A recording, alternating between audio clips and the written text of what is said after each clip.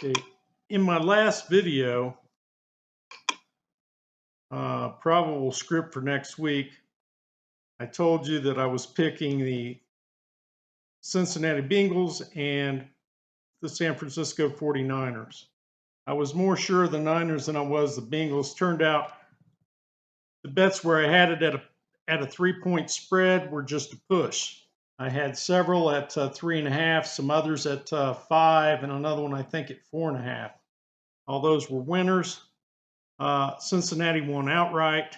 Out of the quarterbacks, the Rams quarterback's not in this picture, nor is the Niners, but we do see the Rams player.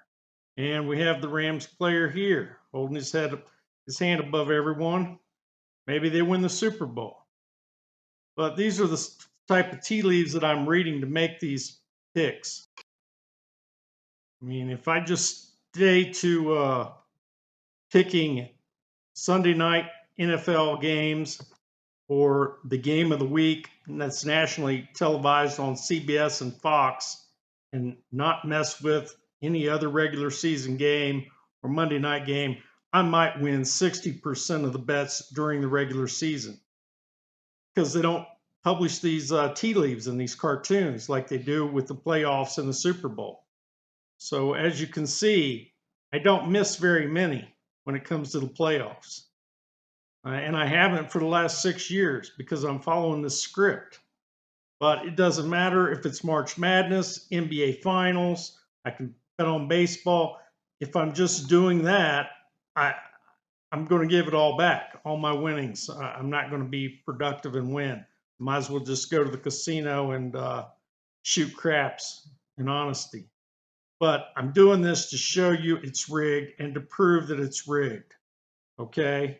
I think you can tell that. And I'll give you an example of that in this video. So it's Cincinnati versus the Rams. Rams didn't cover the 3.5. They did push the 3. So if we add this up, I had 13 correct during the playoffs versus 4 wrong. The ones with the X I missed. That's not bad. That's very, very good percentage. All based on the tea leaves that they put out before the playoffs begin with their cartoons. You can see in the footage this man puts together this montage of just the Cincinnati Kansas City game, how rigged it was. Anyone that saw that could tell the difference in the second half from the first half. Okay, let me quickly go over what I did here through the playoffs recently. As you can see,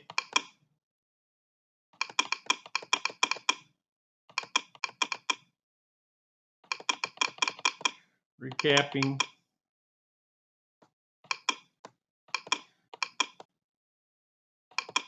And there's a 3.5-point spread.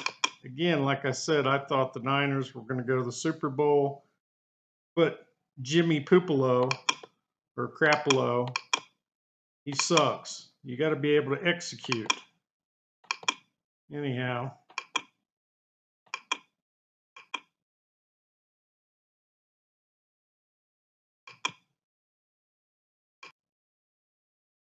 here you can see where the balance is at in this count. This play here, pretty good hit. Then where we're at here. And as you can see here, the total. And what I did, should have probably parted that with the Bengals. Anyhow, this was a push because it was only 3 points. So it's void.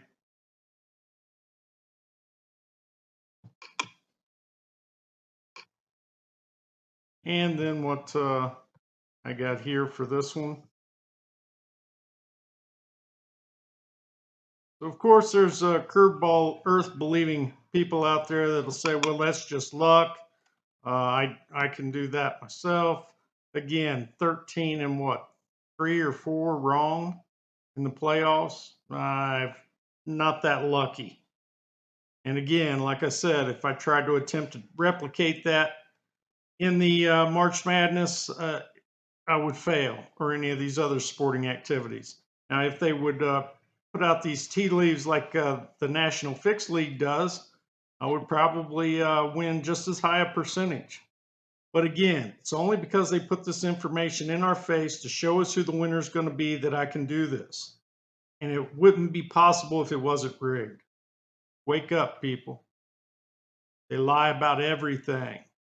First quarter here, we're going to keep this playing here just to show you guys how well Patrick Malone's can get out of the pocket, run, react, and just boogie. Dude's got wheels, bro. Watch him go. He's got no hesitation. He knows exactly where to go. He sees his lineman, peripheral vision. And then look at the wheels, man. Look at him go. On this play here, the little out route or whatever, what's the defender do? Why does he stop at the first down marker? Why doesn't he keep going? And here we go. Play action. Malone's just awesome, dude. Look at the pocket presence. Look at the gunslinger attitude. Into double coverage, triple coverage. Oh my gosh, there was a third guy involved in there for the touchdown. Okay. Deep pass here, wide open. Why didn't they call a pass interference here? Why didn't the refs throw the flag? Oh, because he caught the ball. Yeah, okay. Here's Pat Mahomes again, throwing the ball, first down, falling down. This quarterback here, he might have the best pocket presence of anybody in the NFL. Look at this. Whoa, dude, whoa. And then look at the arm. Look at him throw it right into a bead. He threaded a needle right on the run. This guy can do it. There's no way we're going to see him later have no clue what he's doing in the pocket and turn into a complete nowhere, man. Oh, Travis Kelce, looking great. Look at him go. This dude must have the best moves for a big, dumb, tall, slow white guy that we've ever seen. The moves this Goliath has are so good he made homeboy here fall down before he made the tackle. Number 30, come on, dude, do better. Play action. Oh, why is this guy wide open? Let's take a look. Was anybody following him across the field motion? How about number 20? Look at number 20 just drift back. Why would you do that? After he catches the ball, then he speeds up? Get a life. Let's take a look at the defender here on this screen pass. Watch him run up, jump to the left. You don't do that. You keep your feet chopping.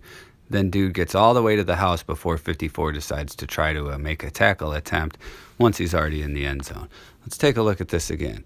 Screen pass. Giovanni Bernard catches it. Now watch dude break down and then jump to the left. Why would you do that, 35? Why would you jump both feet to the left unless you were trying to give this guy an alley to run in? All right, here we go. How'd Tyreek Hill get so wide open? Here we go. Moses Malone throws the ball deep. Oh, Tyreek Hill wide open. Look at number 30. Why are you so deep, safety, man? Come on. This is all garbage. Here we go. Wide open again. Oh, how convenient.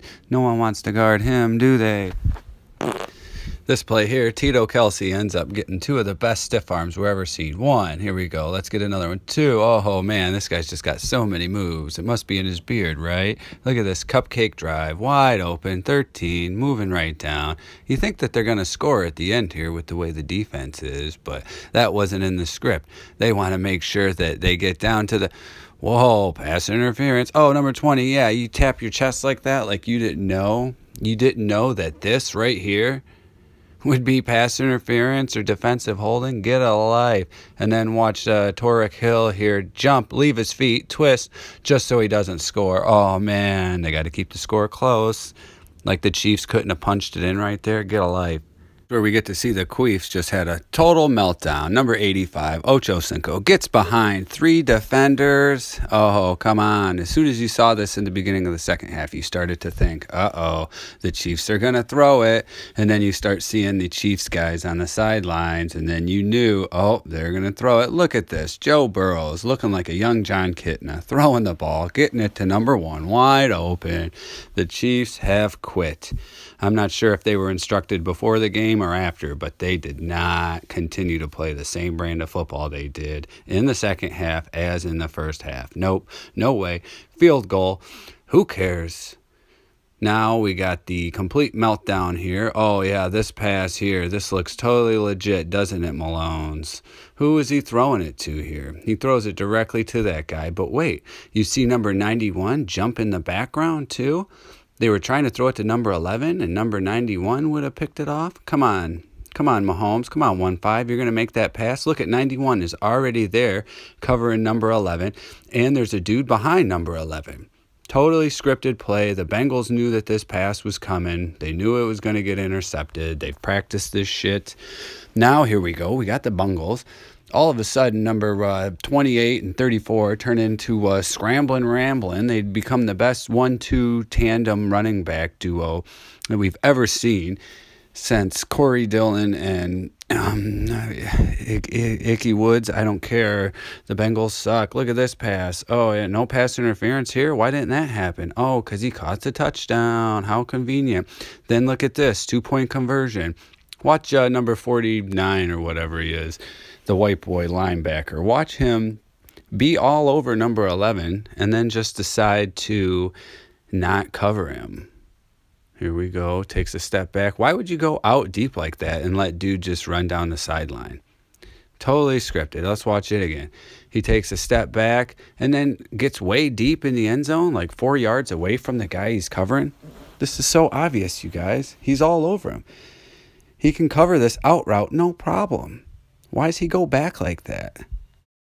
And look at number 50 with the arms up. Oh my gosh, what an acting job. Now we got the Chiefs getting ready to run the ball here. Okay, nowhere man. Here comes the nowhere man, making all his nowhere plans for nobody. Nowhere man, don't worry. Take your time, don't hurry. Joe Burrow back, throwing it.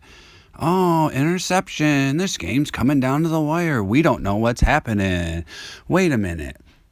Did one even go for the ball there? Now watch the Chiefs again. Here we go. Nowhere, man. Don't worry. This is where everybody started to see that Mahomes was just throwing the game away. Now this play here with Burrows wouldn't look suspect if we didn't see him almost get sacked and somehow get out of it. And then the same dude also missed a tackle. And then, yeah, he gets a 1 or 2 yard gain. No, he scrambles for a first down.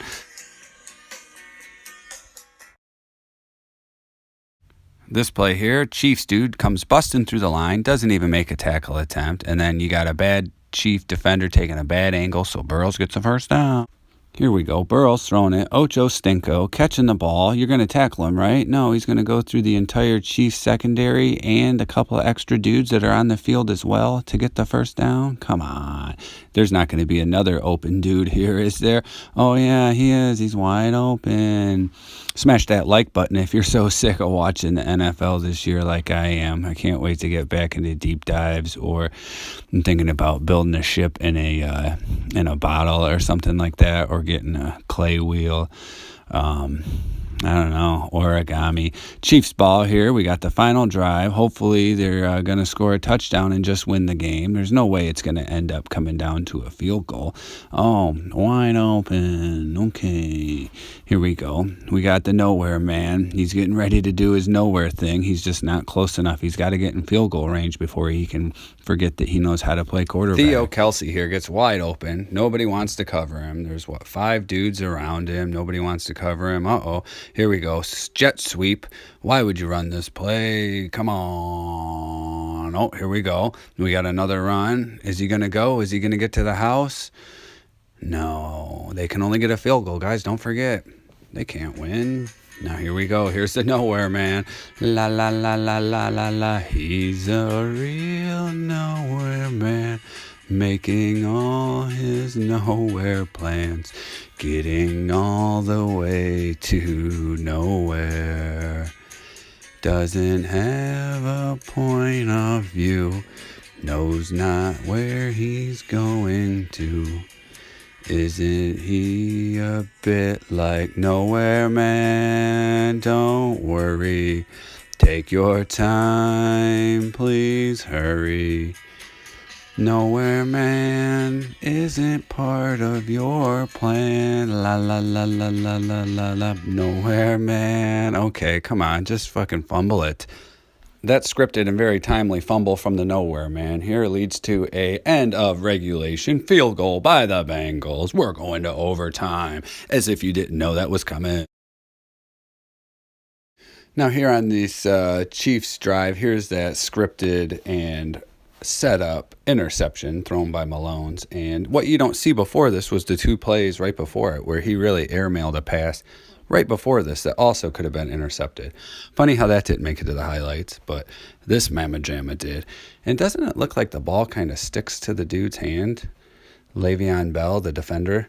Look, it hits him, and it just like, boop, lands right in his hand. I wish they would have showed that other replay that they normally do on big, huge key plays like this. Then we have to see mine here from a potato.